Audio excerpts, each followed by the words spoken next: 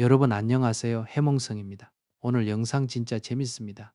그냥 무기 잘 팔았다, 중동에서 K방산 잘 나간다 이 정도 얘기가 아닙니다. 오늘은 한국이 중동에 파놓은 함정이 도대체 몇 겹인지, 그리고 그 함정이 왜 단순한 수출이 아니라 방패와 심장, 기술과 에너지, 미래 30년의 질서까지 묶는 구조인지 이걸 제대로 한번 풀어보겠습니다. 영상 보시기 전에 구독과 좋아요, 알림 설정 짧게 부탁드리고요.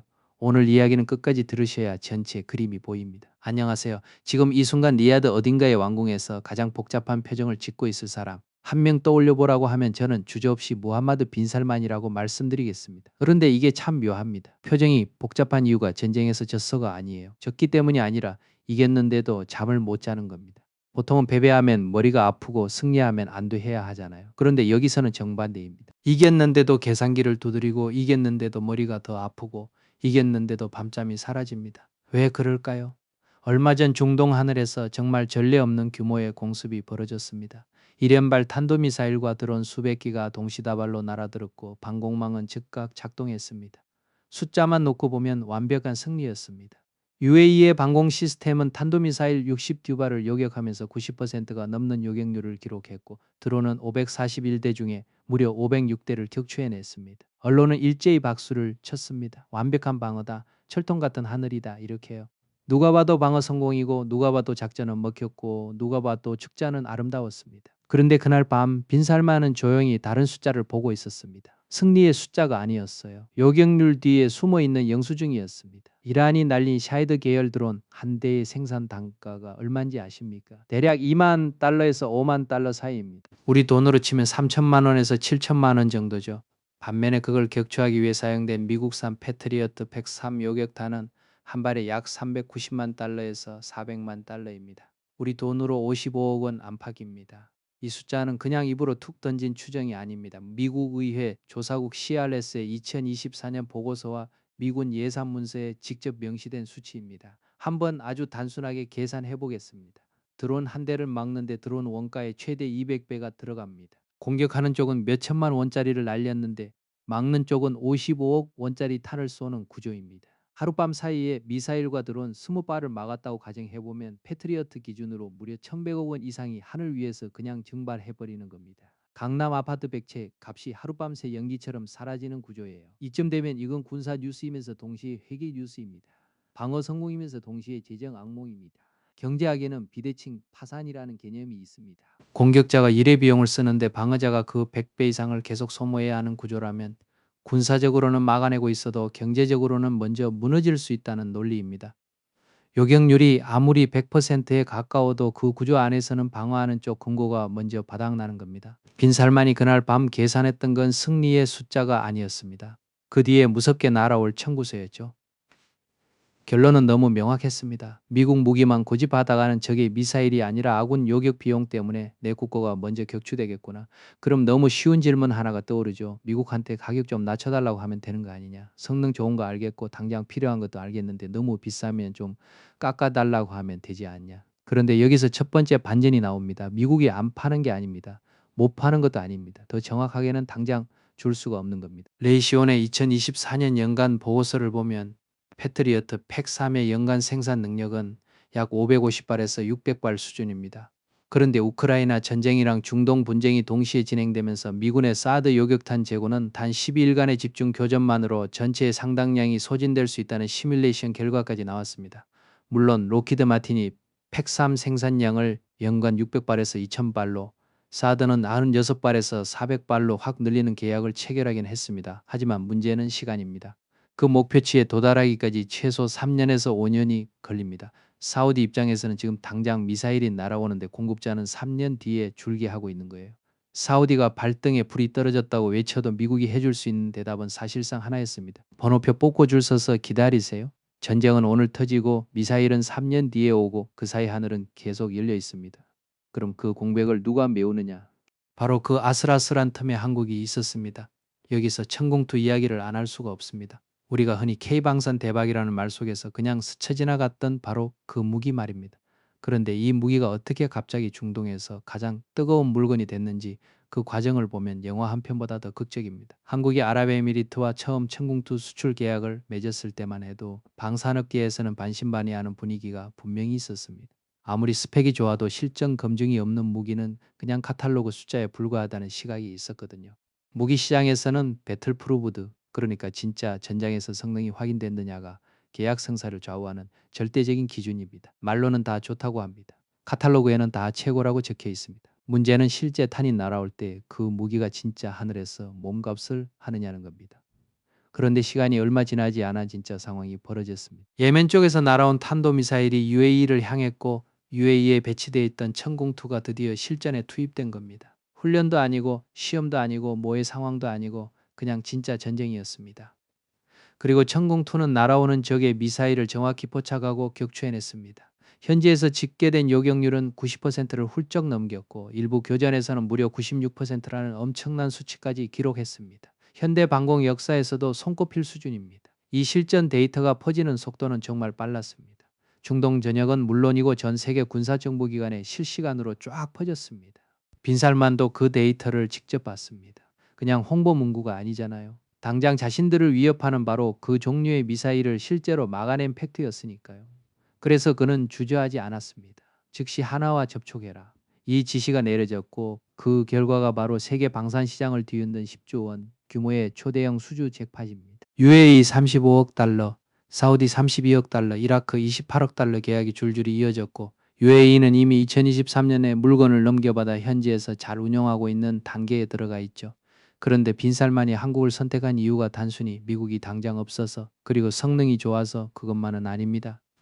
가격 구조를 보면 얘기가 완전히 달라집니다.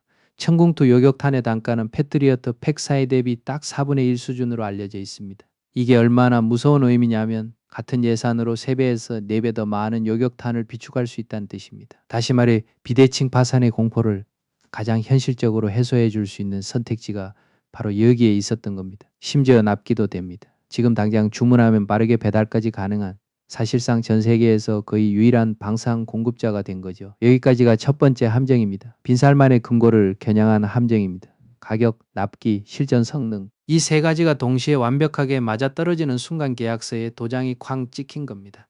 그런데 진짜 무서운 건 그 다음부터입니다. 한국은 계약서에 도장 찍고 나서 사우디에 미사일만 딸랑 보낸 게 아니에요. 그 안에 사우디가 처음엔 눈치채지 못했던 무언가를 같이 심어놨습니다.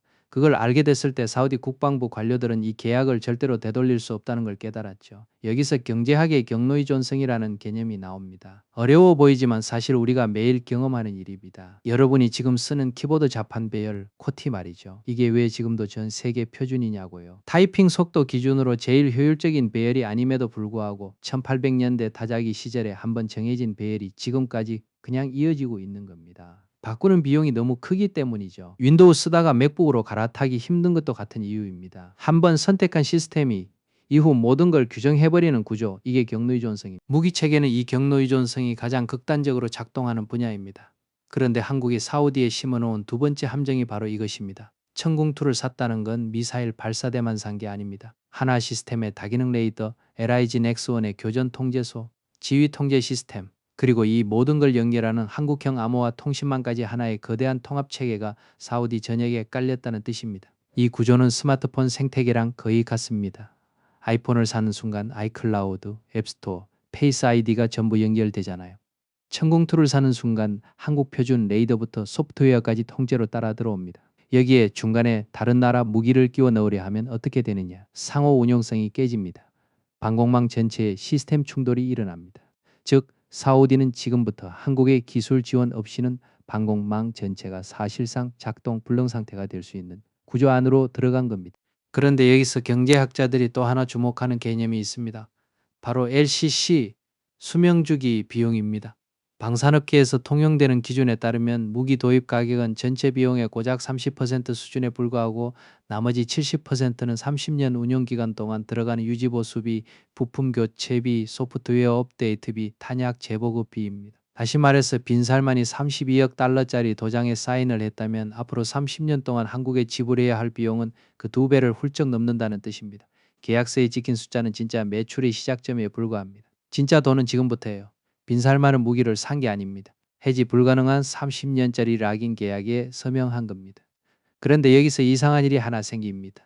하나는 왜 갑자기 가스 사업을 시작했을까요? 방산기업이 LNG 계약을 맺는다는 게 얼핏 보면 머릿속에서 잘 안 이어집니다. 무기 만드는 회사가 갑자기 웬 천연가스 장사. 그런데 이 두 가지가 사실은 빈살만을 완전히 꼼짝 못하게 가두는 두 번째 자물쇠였습니다. 현대전이 터지면 제일 먼저 끊기는 게 뭔지 아십니까? 군사교리에서 1순위 타격 대상은 군사기지보다 발전소와 에너지 저장 시설인 경우가 많습니다. 에너지가 끊기는 순간 레이더도 꺼지고 지휘 통제도 마비되고 아무리 첨단 무기라도 그냥 고철덩어리로 전락합니다. 에너지는 방패보다 중요한 심장입니다. 한화임팩트는 미국의 LNG 생산업체 벤처글로벌과 2030년부터 20년간 매년 150만 톤의 LNG를 공급받는 계약을 체결했습니다. 이게 한국 연간 LNG 소비량의 약 4.4%에 달하는 물량입니다. 겉으로 보면 그냥 에너지 사업 다각화처럼 보이죠. 그런데 이걸 방산 수출과 묶어서 보면 그림이 완전히 달라집니다. 한국이 중동 고객에게 던지는 진짜 제안은 이겁니다. 전공투로 당신의 하늘을 지켜드리겠습니다. 그런데 전쟁이 길어져서 호르무즈 해협이 봉쇄되면 우리가 전 세계에서 확보한 글로벌 LNG 공급망으로 사우디의 에너지도 끝까지 책임지겠습니다. 무기는 방패고 에너지는 심장입니다. 한국이 방패와 심장을 하나로 묶어서 국가 운영 패키지를 제안하고 있는 겁니다. 사실 이 구조의 뿌리는 2022년에 시작됐습니다. 러시아가 우크라이나를 침공하면서 유럽이 에너지 대란을 겪었을 때 전 세계가 뼈저리게 깨달았죠. 에너지 공급망은 국가안보와 직결되는구나. 하나에어로스페이스는 바로 그 교훈을 가장 영리하게 사업화한 겁니다. 게다가 하나그룹의 수직계 열화구조가 이 전략을 완성합니다. 하나오션이 LNG 운반선과 해상 생산 설비를 만들고 하나시핑이 운송을 맡고 하나에너지가 발전소 운영을 담당합니다. 생산에서 운송, 활용까지 그룹 하나 안에서 끝나는 겁니다. 상생에서 운송, 활용까지 그룹 하나 안에서 끝나는 겁니다. 상대방 입장에선 거부하기가 점점 어려워지는 블랙홀 구조예요. 그리고 이건 우리한테도 의미가 큽니다. 당장 내일 가스비가 내리는 건 아니지만 글로벌 에너지 위기가 터졌을 때 사우디가 한국 물량을 최우선으로 배정해주는 에너지 우선권을 사실상 방산 수출의 대가로 확보하게 되는 구조입니다. 두 번째 함정은 이렇게 완성됩니다. 한국은 사우디의 방패와 심장을 동시에 꽉 틀어진 나라가 된 겁니다. 그런데 이제부터 더 기이한 행동이 시작됩니다. 한국이 스스로 무기 설계도를 꺼내서 사우디와 호주한테 막 건네주기 시작한 거예요. 방산 전문가들이 처음 이거 보고 다들 경악했습니다. 아니 30년 동안 피땀 흘려 쌓아온 기술을 그냥 퍼주는 거냐? 기술 유출 아니냐? 난리가 났죠. 그런데 내막을 알게 되면 이게 지금까지 한국이 파놓은 함정 중 가장 악랄하고 정교한 세 번째 함정이었다는 걸 알게 됩니다. 설계도를 준다고 했을 때 방산업계의 첫 반응은 거의 하나였습니다. 한국이 미쳤나? 30년을 갈고 닦은 기술 결정체를 경쟁자한테 그냥 넘겨준다는 게 상식적으로 말이 안 되잖아요. 무기 기술은 한번 유출되면 절대 되돌릴 수 없습니다. 그런데 한국은 아주 태연하게 설계도 보따리를 쫙 펼쳐들고 사우디와 호주 앞에 앉았습니다. 대체 무슨 배짱이었을까요? 여기서 한국이 선택한 전략에 이름을 붙여보면 블랙박스 프랜차이즈입니다. 한국이 넘겨주는 건 자주포의 껍데기, 미사일 발사대 외형 설계도, 조립 방법, 현지 생산 공정, 일부 부품 규격 정도입니다. 이 정도는 알려줍니다. 그런데 무기의 진짜 두뇌, 사격 통제 소프트웨어의 소스 코드와 핵심 반도체 칩셋은 철저히 비공개로 유지합니다. 이 두 가지가 없으면 아무리 외형을 잘 만들어도 그 무기는 고철덩어리에 불과하거든요. 발사대는 만들 수 있어도 정밀하게 작동시키는 뇌는 절대 넘겨주지 않는 겁니다. 이 구조 어디서 많이 본 것 같지 않습니까? 바로 맥도날드입니다. 맥도날드는 전 세계 가맹점을 다 열어줍니다. 건물도 현지에서 쓰고 직원도 현지인 쓰고 일부 재료도 현지에서 조달합니다. 그런데 빅맥의 핵심 소스 레시피는 절대 공개하지 않습니다. 그래서 가맹점은 영원히 본사 없이는 장사를 할 수가 없습니다. 덕분에 맥도날드는 전 세계 120개 나라에서 매달 로열티를 챙깁니다. 직접 모든 걸 뼈 빠지게 운영하지 않아도 전 세계 가맹점이 알아서 돌아가면서 본사에 돈을 쓸어다 주죠. 한국이 사우디와 호주에 무기 공장을 지어주는 것도 똑같은 논리입니다. 현지에서 조립은 할 수 있습니다. 일부 부품도 현지 생산 가능합니다. 일자리도 생기니까 상대방 정부 입장에서는 자국 방위 산업이 성장하는 것처럼 보입니다. 그런데 핵심 소프트웨어와 핵심 부품 없이는 단 하루도 무기를 운용할 수가 없습니다. 사우디와 호주는 한국의 안보 프랜차이즈 가맹점이 된 겁니다. 본사 허락 없이는 아예 문을 열 수 없는 가맹점 말이죠. 이게 얼마나 정교하게 짜인 구조인지 실제 사례를 보면 더 분명합니다. 2026년 2월 호주 질롱에 완공된 한화 장갑차 생산 거점에서 호주형 K9 자주포인 AS9 헌치맨의 첫 현지 생산 물량이 공개됐습니다. 대한민국 방산업체가 해외에 세운 첫 번째 생산기지가 본격적으로 가동된 역사적인 순간입니다. 언론은 호주 수출 성공이라고 크게 썼습니다. 그런데 진짜 의미는 그게 아닙니다. 한국이 선진국 시장의 안보 프랜차이즈 1호점을 연 날이라는 겁니다. 호주는 그냥 평범한 나라가 아닙니다. 영미권 안보 동맹 오커스의 핵심 멤버이자 파이브 아이즈라는 고급 정보 동맹의 일원입니다. 쉽게 말해 서방 세계 안보 체계의 한복판에 있는 나라입니다. 그 나라 군대가 쓰는 무기를 한국이 현지에서 직접 만들어 공급하게 됐다는 건 단순한 수출 계약 성공이 아닙니다. 서방 핵심 안보 동맹 네트워크 안에 한국 표준 무기가 뿌리를 내리기 시작했다는 신호입니다. 호주 정부 입장에서도 나쁜 거래가 아닙니다. 자기네 땅에서 직접 생산하니까 보급 안정성 확보되죠. 일자리 생기죠. 기술 역량 키울 수 있죠. 그런데 가장 중요한 핵심 두뇌는 여전히 한국 손에 쥐어져 있습니다. 한국은 호주군의 핵심 파트너로 자리를 확고히 잡으면서 때려야 뗄 수 없는 결속력을 갖게 된 겁니다. 굳이 싸우지 않고 가만히 앉아서 앞으로 30년 동안 안보 로열티를 챙기는 구조를 완성한 거예요. 그런데 여기서 또 하나 소름 돋는 포인트가 나옵니다.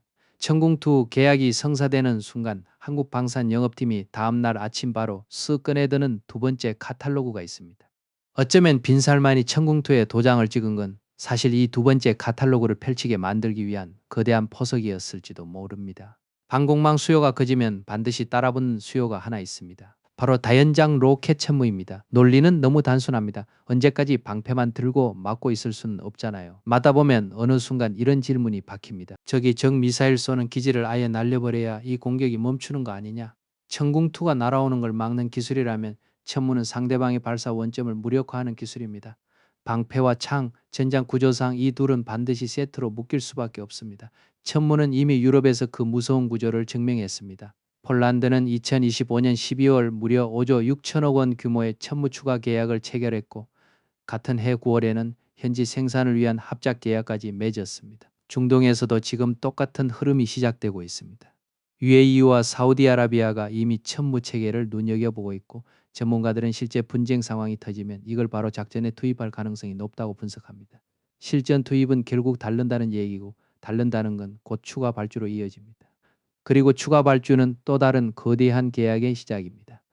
천궁투로 하늘을 틀어막고 천무로 적의 발사 원점을 압박해버리는 한국형 공수 패키지. 방패와 창을 이렇게 완벽한 상호 호환성으로 동시에 제공할 수 있는 나라가 지금 전 세계에서 한국밖에 없습니다. 그리고 천무만이 아닙니다. K9 자주포, 레드백, 장갑차까지 다변화된 포트폴리오가 이 중장기 성장 동력을 든든하게 받쳐주고 있습니다. 하나에어로스페이스의 목표 주가를 180만 원으로 강하게 유지하는 증권사 분석이 쏟아지는 것도 바로 이 구조적 성장 논리 때문입니다. 이건 운 좋게 한번 터진 수혜가 아니고 전 세계적으로 힘의 논리가 확산되는 구조적 흐름이 배경에 버티고 있기 때문입니다. 정리해 보겠습니다. 세 번째 함정은 이렇게 완성됩니다. 설계도를 줘서 가맹점을 열게는 해주되 핵심 두뇌는 절대 넘기지 않는다. 상대는 자기가 독립했다고 착각하지만 실제로는 본사 없이는 단 하루도 돌아가지 않는 늪에 갇혀 있습니다. 그리고 방공망 하나를 팔았는데 타격 체계인 창까지 자연스럽게 세트로 따라 들어옵니다. 한국은 이제 단순하게 무기를 파는 나라가 아닙니다. 글로벌 안보 서비스를 기획하고 운영하는 나라로 진화한 겁니다. 그런데 여러분, 우리가 이 영상을 보면서 뿌듯해하고 있는 지금 이 순간에도 워싱턴 DC 어딘가의 로비스트 사무실에서는 한국 방산을 무너뜨리기 위한 아주 살벌한 회의가 진행 중이라는 겁니다. 그들이 준비한 건 단순한 견제가 아닙니다. 한국이 스스로 만든 완벽한 함정의 역으로 한국을 집어넣어버리는 설계도입니다. 그 설계도의 첫 번째 무기 이름은 네 글자입니다. ITAR. 이 소름 돋는 이야기 이제부터 본격적으로 들어갑니다. K방산 대박이라는 말이 한국 뉴스 헤드라인을 도배하고 축제 분위기일 때 뒤에서 조용히 독을 품고 칼을 가하는 세력이 있습니다. CV 프라이 스톡홀름 국제평화연구소 자료를 기준으로 보면 2024년 글로벌 방산 시장 규모는 약 6,320억 달러, 우리 돈으로 약 850조 원입니다. 이 엄청난 시장에서 미국 기업들이 차지하는 비중이 37%나 됩니다. 로키드 마틴, 레이시온, BAE 시스템, 엔비디아 같은 공룡들이 수십 년 동안 이 판을 자기들 집 앞마당처럼 써왔죠. 그런데 어디 변방의 작은 나라라고 무시하던 한국이 갑자기 나타나서 그 굳건한 성벽에 금을 내기 시작하니까 드디어 그들이 본격적으로 움직이기 시작한 겁니다. 미국 방산 기업들은 2024년 한 해에만 무려 1억 4,800만 달러, 우리 돈으로 약 2천억 원을 의회 로비 자금으로 쏟아부었습니다.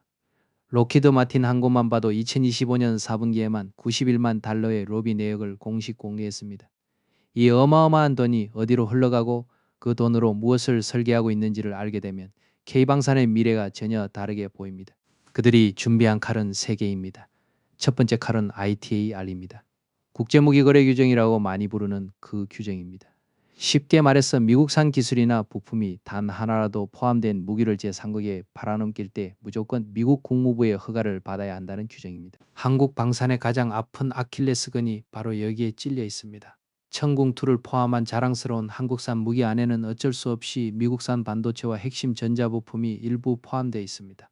겉모습은 K무기지만 그 안에 미국산 부품이 들어가는 순간 그 무기의 수출 허가권이 사실상 미국 손에 넘어가는 겁니다. 미국이 어느 날 우리 ITAR 라이선스 안 줄 건데 라고 해버리거나 심사를 질질 끌거나 수수료를 크게 올려버리는 순간 한국은 미국 허락 없이는 중동의 천궁2단 한 발도 수출하지 못하는 비차방 구조에 갇힐 수 있습니다. 아무리 훌륭한 무기를 만들어도 미국이 허락하지 않으면 빈 껍데기만 손에 쥔 채 수출길이 막히는 겁니다. 한국이 전 세계에 완벽한 덫을 완성했다고 축배를 드는 순간 미국이 ITAR이라는 네 번째 함정으로 우리 목을 조여오는 구조입니다. 이게 괜한 겁주기가 아닌 이유는 실제로 미국이 과거에도 동맹국들의 무기 수출에 이 ITAR을 활용해 엄청난 압력을 가한 전례가 많기 때문입니다. 특정 국가와의 계약을 일부러 승인하지 않거나 서류 심사를 의도적으로 늦추는 식으로요. 기술력으로 정정당당하게 경쟁하는 게 아니라 부품 허가권 하나로 남의 나라 수출을 틀어막는 방식입니다. 정말 조용하지만 가장 치명적입니다. 한국이 이 문제를 돌파하려면 결국 핵심 부품의 국산화 비율을 목숨 걸고 끌어올려야 합니다. 미국산 반도체와 전자부품을 최대한 국산으로 바꾸거나 정 안 되면 비미국산 대체재로라도 싹 바꿔서 ITAR 적용 범위 자체를 줄여야 합니다. 쉬운 길이 아닙니다. 시간도 오래 걸리고 돈도 많이 듭니다. 하지만 이 작업이 없으면 수출어 가군이라는 목줄이 영원히 미국 손에 쥐어진 채 노예 구조가 계속될 수밖에 없습니다. 두 번째 칼은 골든돔 기술 장벽입니다. 트럼프 2기 정부의 2026년 국방권한법 NDAA에 포함된 골든돔 정책, 미국 본토와 모든 동맹국의 방공망을 하나의 거대한 통합 시스템으로 묶어버리겠다는 구상입니다. 얼핏 들으면 동맹 강화에 좋아 보이네 싶죠. 그런데 이 통합 시스템의 기술 표준을 누가 설계하느냐가 핵심 함정입니다. 미국은 이 거대한 통합 시스템의 표준을 철저하게 자국 기술 위주로 설계하면서 한국 무기의 호환성을 은근슬쩍 배제하려고 하고 있습니다. 표준이 미국 중심으로 굳어져 버리면 아무리 가성비 좋고 성능 뛰어난 한국 무기라도 그 미국 표준 플러그에 꽂히지 않는 순간 시장에서 자연스럽게 도태됩니다. 정정당당하게 기술로 싸우는 게 아니라 자기들만의 룰을 만들어서 진입장벽을 아예 성벽처럼 세워버리는 겁니다. 역사적으로도 이런 표준 전쟁은 기술 전쟁보다 훨씬 더 잔인했습니다. 예전에 비디오 테이프 시장에서 VHS와 베타맥스가 싸웠을 때 화질 더 좋고 기술력 뛰어나던 베타맥스가 망한 것처럼. 더 좋은 기술이 무조건 이기는 게 아닙니다. 누가 먼저 표준을 선점하고 누가 그 표준을 강제로 쓰게 만들 힘을 갖느냐가 승부를 결정합니다. 그리고 글로벌 방산 시장에서 미국이 그 힘을 쥐고 있다는 건 누구도 부정하기 어렵습니다. 세 번째 칼은 동맹국 비용 분담 압박입니다. 2026년 미국 국가 국방전략 NDS는 한국을 향해 스스로의 방어를 책임지는 자기완결적 국방을 강하게 요구하고 있습니다. 표면적으로만 보면 한국 자율성을 존중해 주는 것처럼 보입니다. 한국 너희 이제 컸으니까 국방 알아서 책임져 이렇게 들릴 수 있죠. 그런데 이 전략의 속내를 보면 결이 전혀 다릅니다. 사실상 한국을 미국의 전략적 이익에 부합하는 무기만 찍어내도록 유도하는 구조입니다. 쉽게 말해서 미국이 직접 신경 쓰기 귀찮은 안보 공백을 메워주는 훌륭한 하청 생산기지로 한국을 영원히 묶어두려는 지정학적 설계라고도 볼 수 있습니다. 한국 방산이 독자적으로 강해지려고 할수록 그 힘을 미국 전략 프레임이라는 울타리 안에 가두려는 압박도 덩달아 세질 수밖에 없습니다. 자, 무섭지 않나요? 이 세 개의 칼이 동시에 움직이는 구조입니다. ITAR로 수출허가권을 틀어쥐고 골든돔으로 기술 표준 장벽을 세우고 비용 분담 압박이라는 명분으로 한국 방산의 방향을 통제한다. 한국이 중동에 써먹었던 스스로 만든 함정의 논리로 역으로 한국을 가두려는 미국의 설계입니다. 이제 전체 그림을 한번 펼쳐보겠습니다. 한국은 빈살만에 굳게 닫힌 금고에 첫 번째 함정을 놓았습니다. 패트리어트 대비 4분의 1이라는 압도적 가격, 세계에서 가장 빠른 납기, 비대칭 파산의 공포를 가장 현실적으로 해소해준 유일한 대안. 그렇게 첫 번째 함정은 완성됐습니다. 그리고 한국은 사우디의 심장부에도 두 번째 함정을 꽂았습니다. 한국형 안보 시스템이 깔리는 순간부터 절대 해지 불가능한 30년짜리 락인이 시작돼. LCC 기준으로 계산하면 계약서 숫자는 시작에 불과하고 진짜 천문학적 매출은 이제부터 터집니다. 거기에 에너지 패키지까지 더해지면서 국가의 방패와 심장을 동시에 장악해버렸습니다. 두 번째 함정도 완성됐습니다. 그리고 한국은 앞으로 다가올 미래 30년의 세계 지도 위에 세 번째 함정을 놓았습니다. 블랙박스 프랜차이즈 전략으로 전 세계 선진국들의 안보 가맹점을 열어가고 있죠. 오커스 핵심 호주의 1호점은 이미 문을 열었습니다. 방패만 파는 게 아니라 방패와 창을 세트로 묶어서 제공하는 공수 패키지가 이제 중동 모래바람을 넘어 전 세계로 뻗어나가고 있습니다. 세 번째 함정 역시 눈부시게 완성됐습니다. 하지만 여러분, 왕관의 무게는 늘 무겁습니다. 이제 중동에서 총성이 한번 울리면 당장 우리 집 가스비 고지서가 흔들립니다. 호르무즈 해협이 전쟁으로 봉쇄되면 우리 생명줄 같은 에너지 공급망이 직격탄을 맞습니다. 우리가 해서 방산 수출이라는 끈으로 연결해 놓은 그 지역이 흔들리고 불안정해질수록 멀리 떨어진 우리 경제도 그 진동을 온몸으로 받게 되는 겁니다.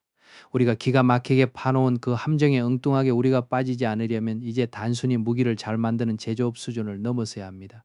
전 세계 판을 읽어내는 지정학적 판단력, 누구에게도 흔들리지 않는 독자 공급망 확보, 이 두 가지가 절실합니다. 그리고 절대 잊으면 안 되는 가장 중요한 한 가지, ITAR이라는 목줄 문제를 해결하지 못하면 수출허가권은 영원히 미국 손에 놀아나게 됩니다. 골든돔이라는 표준 전쟁에서 밀려버리면 아무리 좋은 무기도 시장에서 쓸쓸히 퇴출당할 수 있습니다. 비용 분담 압박에 끌려다니기 시작하면 한국 방사는 찬란한 미래 대신 미국 전략의 하청 공장으로 고착될 위험이 있습니다. 바깥에서 날아오는 칼날을 막아내고 동시에 우리가 만들어 놓은 세계의 함정을 무너지지 않게 유지하는 것. 이게 바로 지금 2026년 한국 방산이 안고 있는 피 말리는 과제입니다. 방산은 단순한 기계공학이 아닙니다. 차가운 경제학이고 피 튀기는 정치학이며 세상에서 가장 잔혹하고 정교한 함정이 예술입니다. 그리고 그 무서운 함정을 지금 전 세계에서 가장 치밀하게 설계해낸 나라가 바로 지금의 대한민국이라는 게 오늘 이야기의 핵심입니다. 반도체를 찍어내고 거대한 배를 짓고 자동차를 조립하던 바로 그 손으로 이제는 하늘을 지키는 최첨단 무기를 만들고 그 무기로 국가와 국가의 운명을 연결하고 그 연결망으로 에너지와 안보를 동시에 장악해버리는 거대한 구조를 하나씩 완성해가고 있습니다. 수십 년 전 잿더미 위에서 아무것도 없던 맨 땅에서 시작해 지금은 전 세계 방산 기득권들의 성벽을 밑동부터 흔들고 있는 나라, 그 나라가 바로 우리라는 이야기입니다. 그런데 여기서 이야기가 끝나지 않습니다. 중동과 한국의 관계를 좀 더 길게, 더 뿌리 깊게 보면 지금의 K방산은 사실 어느 날 갑자기 튀어나온 게 아닙니다. 1970년대 중동 건설붐 이후 지금까지 이어져 온 긴 역사 위에 올라서 있는 결과물입니다. 중동 국가들이 오랜 기간 한국을 신뢰하게 된 근본적인 이유가 무엇이냐는 질문에 대한 답은 결국 처음에 우리가 어떤 모습으로 중동에 들어갔느냐에 있습니다. 우리가 처음 중동에 들어갔을 때는 지금 기준으로 보면 정말 외국인 노동자로 들어간 겁니다. 한국은 별 볼 일 없는 나라, 잘 모르는 나라의 노동자들이 들어간 거였어요. 1973년에 사만 기업이 처음으로 사우디아라비아의 아룰라 고속도로 사업에 들어가면서 시작됐고, 그때 사만 기업이 굉장히 열심히 잘했습니다. 거기서 계속 이어졌고 우리 기업들과 노동자들이 진짜 말 그대로 몸 하나로 버텼습니다. 왜냐하면 그때는 노동자들이 한국 사람들이었어요. 한국 사람들이 직접 가서 일을 했고 돈을 벌기 위해 정말 열심히 일했습니다. 낮에는 너무 더우니까 저녁에 주로 일했는데 그걸 보고 사우디아라비아 왕실이 놀랐다는 겁니다. 밤에 벽에 불 켜놓고 일을 한다. 이런 신화 같은 이야기가 되게 많습니다. 그 정도로 우리는 악착같이 했어요. 또 어느 정도로 우리가 별 볼 일 없는 나라였냐면 정재용 회장이 주베일 공항 항만공사를 입찰하려고 했는데 아예 우리 걸 받아주지 않을 정도로 듣보잡 나라였다고 하잖아요. 그래서 항의하면서 결국 입찰을 했고 입찰을 해서 해스포맨이 따낸 겁니다. 세계 최대 항만공사라고 하는 주베일 항만공사, 사우디아라비아. 그러니까 우리는 처음에 정말 요즘 말로 맨 땅에 헤딩해서 들어간 겁니다. 몸뚱아리 하나로 들어간 거예요. 몸뚱아리 하나, 그리고 할 수 있다는 정신, 돈 벌어야 된다는 절박함. 그걸로 국민과 국가 하나가 돼서 들어간 겁니다. 그러면서 주변 사람들이 놀랄 정도로 성공을 한 거죠. 그리고 지금은 더 이상 그 방식으로 가지 않습니다. 지금 사우디 같은 데 공사 수주를 하면 실제 현장에서 일하는 노동자들은 한국 사람들이 아니에요. 옛날에는 크게 한국 사람들이 했거든요. 그래서 아마 이 방송을 보시는 분들 중에는 잘 모르시는 분들도 계시겠지만 한때 80년대, 90년대 드라마에서 유행어가 있었습니다. 쿠웨이트박. 박주봉이라는 탤런트 분이 분장한 건데 사실은 굉장히 안 좋은 인물이에요. 제비입니다. 그런데 왜 이름이 쿠웨이트 박이냐? 쿠웨이트 건설 노동자로 가서 돈을 많이 벌어왔다는 이미지 때문에 그렇게 불린 겁니다. 그래서 박주봉 선생님을 계속 지금도 쿠웨이트 박으로 우리는 이해하거든요. 그만큼 중동 노동시장은 굉장히 중요했던 거예요. 돈을 벌어올 수 있었기 때문에. 실질적으로 돈을 받아와서 한국 경제에 도움이 됐기 때문에요. 하지만 지금은 그 일을 하는 사람들은 다 외국 노동자들이고 우리는 관리만 합니다. 그만큼 한국이 변했습니다. 중동도 변했고요. 변해 주, 중 부, 그 그늘 주, 군, 저,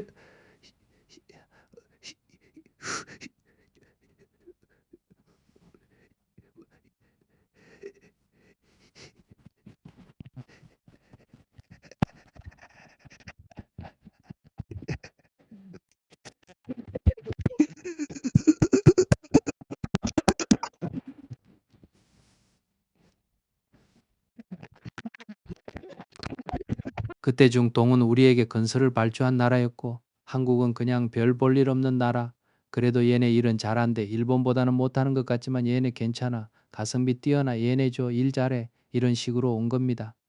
그래서 지금 나이가 많은 중동 사람들은 한국을 아직도 그런 기억으로 보는 경우가 있다고 하죠. 한국 근성.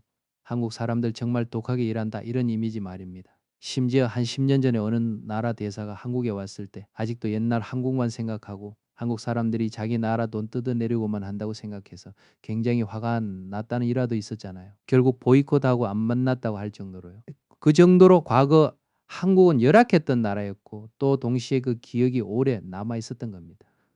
그렇다면 현재 중동에서 한국 기업이 갖는 경쟁력은 무엇이냐? 지금 중동에서 중요한 사업은 세 가지라고 합니다.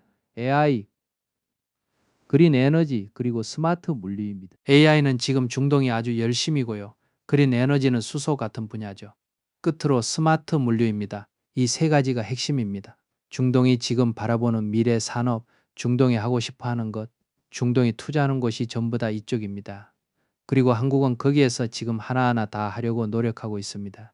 네이버도 그렇고 여러 기업들이 들어가고 있고요. 그리고 여기서 많이 얘기하지 않았지만 이번 전쟁을 계기로 방산이 기본이 됐습니다. 방사는 기본이고 전쟁 끝나면 방산 부분이 상당히 주목을 받을 가능성이 큽니다. 한국 기술을 선호하는 이유로 빠른 공기와 가성비가 자주 언급되는데 실제 수주 경쟁에서 이 이유가 얼마나 중요하냐? 대답은 명확합니다. 기술이 가장 중요합니다. 중동 국가들은 과거에는 돈이 있어서 그냥 수입만 했습니다. 그런데 지금은 수입만 하지 않겠다는 거예요. 기술을 달라 우리도 만들겠다. 그래서 우리는 팔기 위해 기술도 주고 있습니다.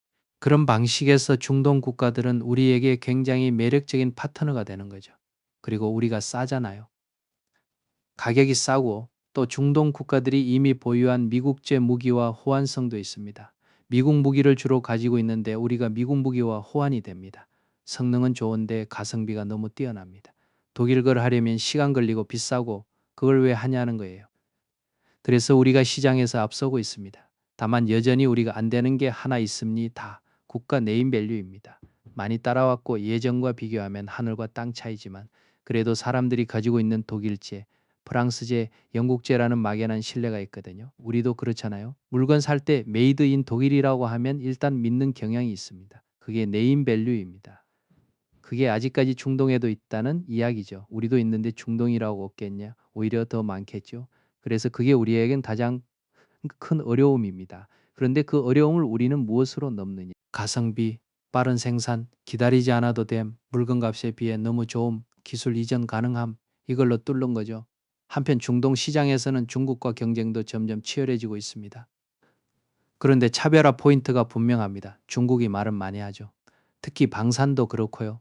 그런데 이번에 이란에서 중국이 재미를 못 봤습니다. 중국의 방공망이 속절없이 무너져서 이란이 초반에 고생을 많이 했던 것 같고 지금도 고생하고 있습니다. 중국이 F-35보다 낫다, 뭐보다 낫다 얘기는 많이 하는데 확실하게 검증이 되지 않고 있습니다. 그러니까 한국은 검증된 성능과 호환성과 기술 이전과 납기로 승부하고 중국은 아직 검증 문제가 남아있다는 점에서 차별화가 생기는 겁니다. 또 최근에는 네옴시티 같은 초대형 프로젝트도 있죠. 이게 무엇이고 한국 기업들이 어떤 전략을 취하고 있느냐. 네옴 프로젝트는 사실 약간 식었습니다. 쉽게 말하면 사우디 국토 대개조 사업이죠. 새로운 도시를 만들어 번영의 모습을 보여주겠다는 건데 어디서 난관에 봉착했느냐. 맥킨지가 컨설팅을 해줬습니다. 그런데 이런 컨설팅 회사 특징이 최대한 고객이 원하는 대로 해주는 데 있습니다. 안 된다는 말을 잘 안 하는 거예요. 그러다 보니까 공상과학 영화에서나 나올 법한 설계도가 나온 겁니다. 그런데 돈이 어마어마하게 들어요. 돈이 많아도 감당하기 어려운 수준입니다. 그래서 사업을 자꾸 축소하고 있습니다. 여기서 한국 전략은 꽤 영리했습니다. 사우디는 여러 나라를 끌어들여 투자해서 같이 하자고 계속 유혹했는데 우리는 그 사업에 직접 투자하는 게 아니라 그 사업에 들어가는 공사를 수주하는 방식으로 갔습니다. 그러니까 우리가 돈을 투자해서 리스크를 짊어진 게 아니라 서비스를 제공하고 공사를 맡는 쪽으로 간 거죠. 그 부분은 전략을 잘한 것 같습니다. 지금 네옴시티 프로젝트는 상당히 긴 계획보다는 많이 줄여서 하고 있습니다. 그 일부분이었던 2029년 동계 아시안 게임도 결국 못하게 됐잖아요. 진척이 안 되기 때문에. 그래서 축소하고 규모를 줄여서 계속 진행은 하고 있지만 시간은 생각보다 더 많이 걸릴 것 같습니다. 앞으로 한국이 중동에서 계속 방산 경쟁력을 가지려면 무엇이 필요할까요? 저는 상당히 올라갈 거라고 봅니다. 우리의 장점은 사실 북한이 계속 우리를 위협해왔기 때문에 우리는 꾸준히 무기를 만들고 개량해왔다는 데 있습니다.